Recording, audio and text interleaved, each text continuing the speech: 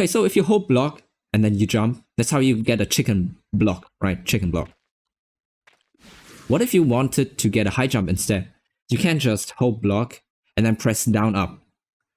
Okay, the high jump is not gonna come out. You're just gonna get a normal chicken block. So to get a high jump, you have to use the flight button instead, right? You have to press flight and jump while holding block at the same time to get it out. Otherwise, you're gonna get backdashes like just now, right? Here, backdash, backdash. If you're not careful, if you're not clean enough with your inputs, you're gonna get accidental backdashes. And in the heat of the moment, that's probably gonna happen a lot to you. And I know it has happened a lot to me during tournaments, during very important situations, high pressure situations. Getting this, making this mistake and then getting punished by some bullet, it's very annoying, right? So instead, what can you do? This is a surefire way to get a high jump out of block or low block. Let's say low block, okay? Out of high block, it's out of a normal block, high block. There's only one method, the one that I showed just now. But if you do it from a low block, you can do it this way, okay? And I coined this move, the Chicky jump. Keep this in mind. It's the Chicky jump, okay? I was first. You hold low block, then you hold the flight key. And now, you just, while holding all these buttons, you press up. And you will high jump out of a low block. Okay? Of course, you have to let go of the flight key afterwards, otherwise you will fly down instantly the moment you can, like this.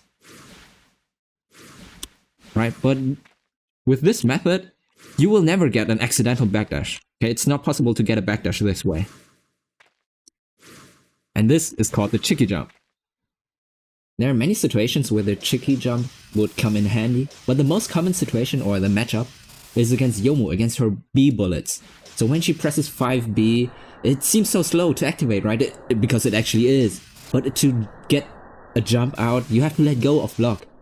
So this is why a lot of people, myself included, get hit by raw 5B. Excuse me for the shaky camera, I have to hold my webcam with one hand. So here's what it looks like with my current key bindings to execute the Chicky jump, right? So I hold down, right? Hold down, and my dash key is, or my flight button is the space bar.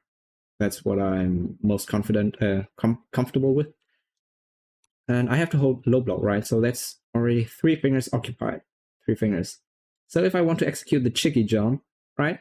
I have to reach W key with my index finger, which is super hard, which is super uncomfortable, right? In the other direction, however, it's much easier for me.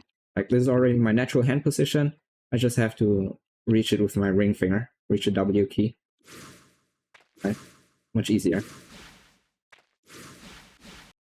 So to make the Chicky jump easier, I suggest 2 changes. 1, change the jump key, and 2, change the flight key. And so if you instead have it bound to your, bound the jump key to your spacebar, for example, which is very common for Mixbox and Hitbox users, I believe, the Chicky jump will be much easier to execute. So for this example, I bound the flight key to shift, right? But it's probably better if you bind it to a button on your right hand, so you don't overload all your too many inputs on one single hand, right? So here I just hold down, then the direction I want to block, right? And then shift. Still a comfortable, a very normal hand position.